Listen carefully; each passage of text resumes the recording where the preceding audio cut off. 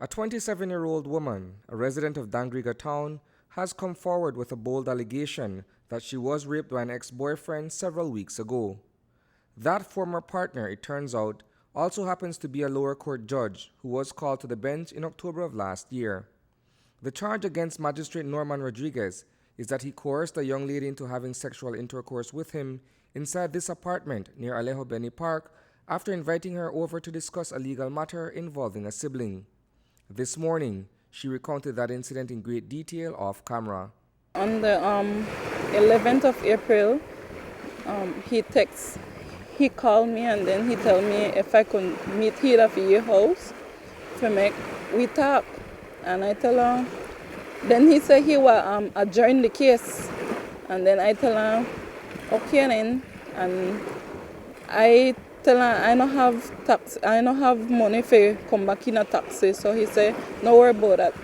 So I tell her, okay. Then he tell me, make a text her one time at the left work. So my boss then give me a ride out of town. Then I got in the house, but by the time I reach the house, he me done reach home already. And then when I got, he opened the gate for me.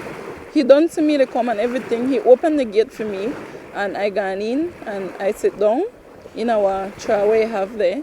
And then he sat down the top, so I sit down in the chair and he tell me, come here. I tell him I don't want sex. He said, come here, at least do one thing for me. So then I tell him again, I don't want sex. And then he tell me, put down my phone, because I have my phone in my hand. He tell me, put down my phone. So I put down my phone slowly. I put down my phone and he grabbed my hand and then he hold me and he hugged me. And when he hugged me, he tried to kiss me and I turned my face. He grabbed me the hand and put back my face to his mouth.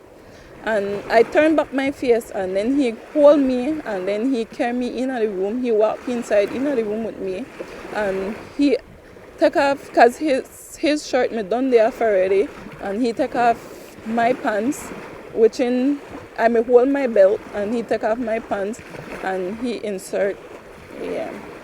According to the alleged victim, she did not resist entering the premises because she was under the impression that they were only going to talk.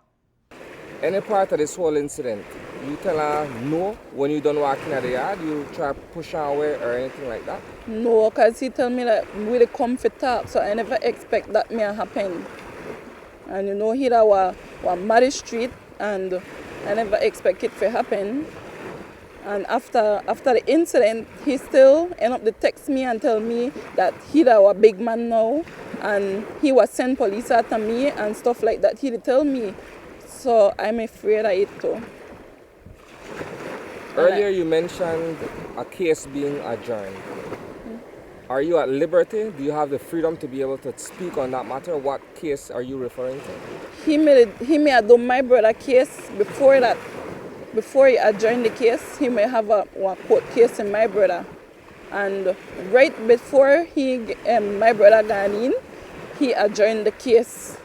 Were you familiar with this individual prior to this incident? What familiarity or what contact, if any, did you have with this person before this incident?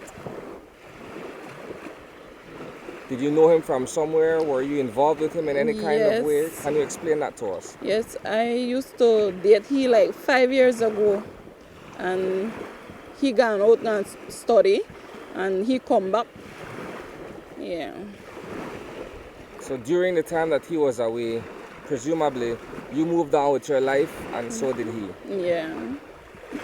But he tell me before he gone, he said no matter who I there with, he still come and take me away because he be big now. So no matter who I there with, that's what he tell me. When this incident happened, immediately afterwards, what did you do? I never do nothing because he always tell me that he was Magistrate, and if I do anything, I never know that I have a right. Like, have a right because he big, he was Magistrate, and I may say, well, I can't do nothing about it. So you never reported the incident? Did you tell anyone else the incident? Right, and then I never reported. I never tell nobody about it.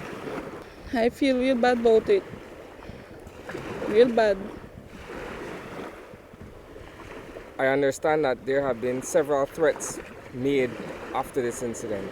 Yes. Would you care to share with us exactly what you've been receiving in terms of people threatening your life or your safety? Well, only he so far, even though I put in the report about he, like last week Sunday, I get text message back from one number he have saying that I lied and he no raped me. Magistrate Rodriguez was away for the better part of last week. In his absence, the Director of Public Prosecutions has instructed that he be charged for the sexual assault of the woman. What do you want to see come out of this? I know there's a pending court case. I know this individual is of a certain stature within the judiciary. What do you want to see happen in the name of justice on your part? Well, I want something happen because it might have a next target out there. Now, I could imagine that this was a traumatic experience for you, seeing as though you were not aware that this was what this person wanted. You went to his house innocently to have a conversation, and it turned out to be more than that. How have you been dealing as an individual with the emotional aspect and the mental aspect of having been assaulted in this manner? Well, so far, I don't have nobody on my side, and most of the time I always want to give up, but I can't give up like that because if I give up, then they have younger people out there who might do it too, and maybe I can stop it. Reporting for News 5, I am Isani Cayetano.